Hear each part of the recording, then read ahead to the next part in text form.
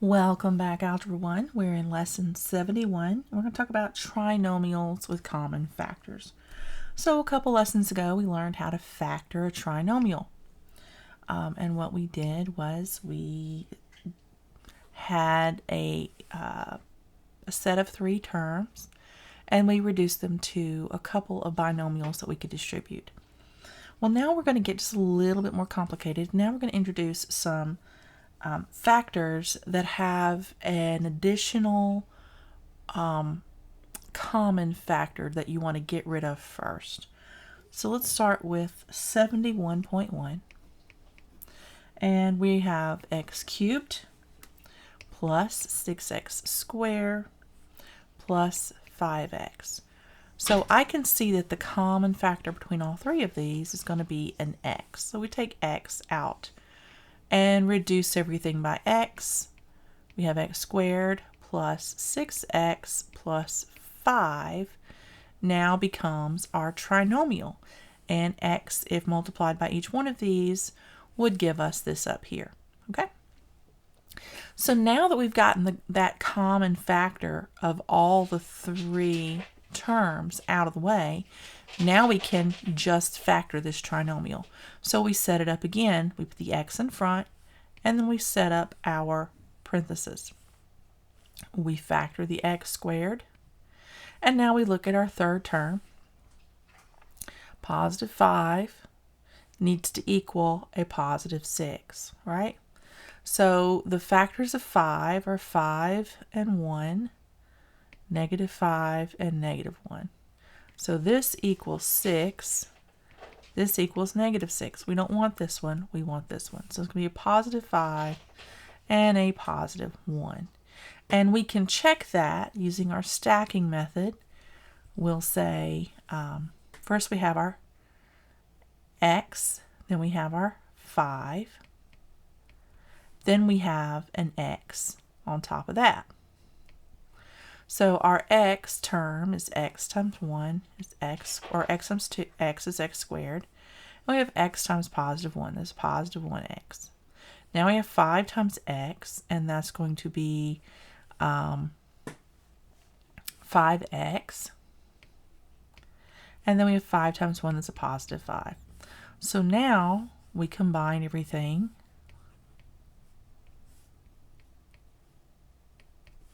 And then we multiply by our x that we have out here, our third factor. So this becomes, we just draw another line, x cubed plus 6x squared plus 5x. And that matches what we started with, so we know that we have factored this correctly. And this is our answer. All right, so it's just like we did before. We're just going to take a common term out of the front. So let's try another one. Let's try 71.2. So we're going to factor 4bx cubed minus 4bx squared minus 80bx. All right, so I'm looking at this. I see a 4, and an 80. I know that 4 can be factored out of all three of those. So I'm going to take a 4 out first, put up my parentheses for the whole thing, and the other thing I see is there's a b in each one of these. So I'm going to take a b out also. And then there's at least one x in all of them. So I'm going to take 4bx out of all three of those terms. So 4bx times something will give us 4bx cubed. That something is going to be x squared. All right, now if I bring my operation down, I'm going to take out 4bx here, and I am left with a single x. And if I take 80 and divide it by 4, that's going to leave 20. And then I take out the b and the x, then that's it. I'm done. So I can actually move this parenthesis in. Now I need to factor this, right? So I leave my 4bx, and then I put in my parenthesis. And now I'm going to factor the x squared. X times x is x squared. And now I'm going to look at the factors of negative 20 that will equal a negative 1, because we always know that there is an invisible 1 in front of a lone variable, or a variable without a coefficient. So that's what I need it to equal. So the factors of negative 20 are negative 4, positive 5, 4, negative 5, 2, negative 10, and negative 2, 10. All right, we need it to equal a negative 1. So this equals a positive 1. This equals a negative 1. This equals a negative 8. This equals a positive 8. So it's not this one, it's not this one, it's not this one. It has to be this one. So positive 4, negative 5. And that would be the correct factorization. And my pen is really doing wonky things tonight. This would be the right one right here. Okay, now you can go ahead and check it if you want to. But I am looking at the book and this answer matches. So there we go. All right, so let's do 71.3. Be sure to write all of these down because you're going to want to see these practice problems to help you figure out your homework and your tests. 71.3, and we have negative x squared plus x plus 20. Oh goodness, we don't like to have a negative on our x squared. So the thing that we need to factor out is a negative 1. And that's just going to change all the signs. So x squared minus x minus 20. That puts us back at the other one, doesn't it? It's the same one. So we say negative 1. We set up our parenthesis. We have x and we have x. And now we need a negative 20 that equals a negative 1 when combined. If I remember right, that was 4, negative 5. Yes, that equals negative 1.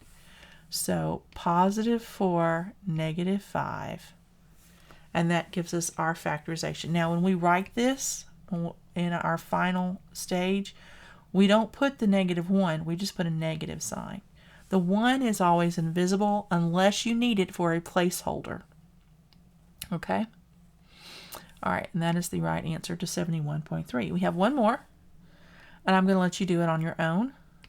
71.4.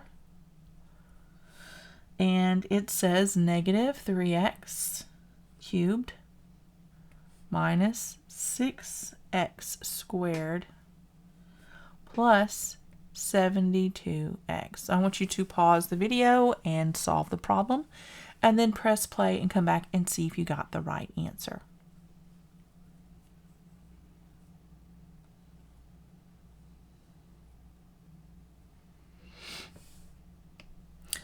All right, my dears, you should have gotten negative 3x times x plus 6 times x minus 4.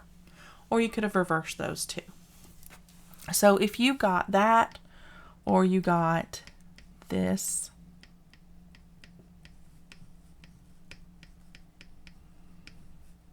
either one of those is correct.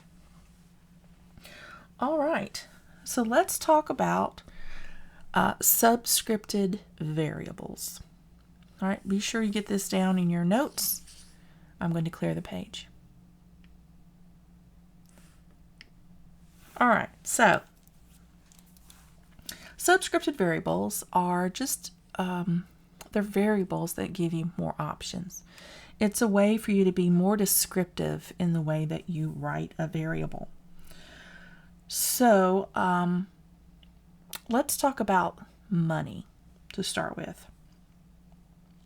So we've solved systems of equations with either substitution or elimination.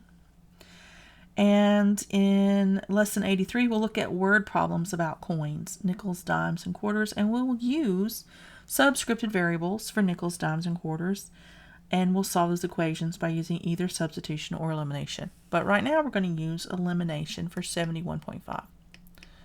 So this systems of equations says 5 times the number of nickels plus 10 times the number of dimes is See how that kind of sounds like what you're looking at? Equals 125. And we also know that the number of nickels plus the number of dimes is equal to 16. So we're going to use elimination to solve this. So the thing that we need to do is find a number that we can multiply so that we can get one of these to be the opposite. So I think what I'm going to do is multiply this times -5. Okay, so that's going to give me -5 times the number of nickels minus 5 times the number of dimes equals -80. And I'm going to write this one down below it just to have them next to each other. So 5 times the number of nickels plus 10 times the number of dimes equals 125.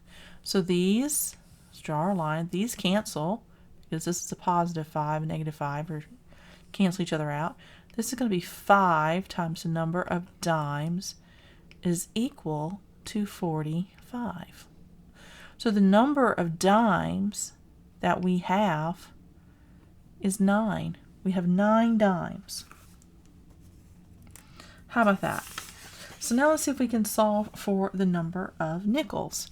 So in our original equation up here, we had the number of nickels plus the number of dimes, which we know is 9, is equal to 16. So if we subtract 9 from both sides, we get that the number of nickels is equal to 7. So we know how many dimes and how many nickels we had in this problem. All right, so let's look at 71.6. It's the same thing we've been doing with x and y. It's just that the variables look a little bit different, okay? They're just a little bit more descriptive. A subscripted variable just allows us to give it a little bit more of a label, right? We can make it look like what we're saying. That's all we're doing with a subscripted variable. So we're going to use substitution to solve for 71.6, okay? We have 5 times the number of nickels plus 25 times the number of quarters equals 290. We also have that the number of quarters is equal to the number of nickels plus 2. So we can use substitution to solve this. We're going to solve by substituting this in for the number of quarters. So 5 times the number of nickels plus 25 times, and the number of quarters here has this value. So number of nickels plus 2 equals 290.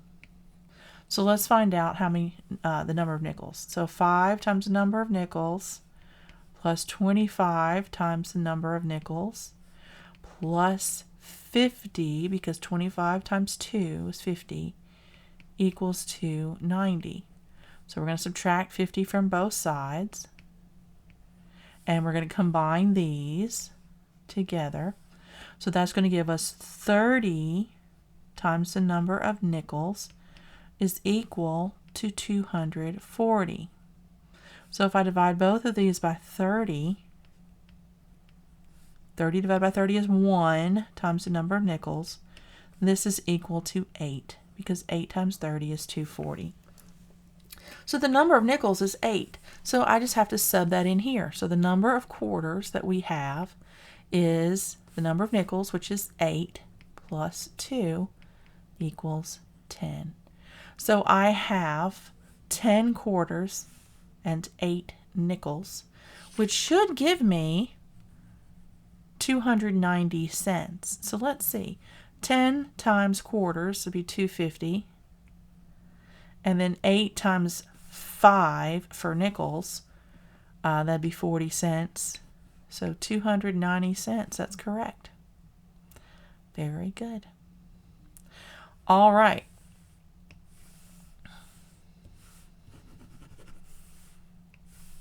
That's all we have for lesson 71. I will see you all in lesson 72.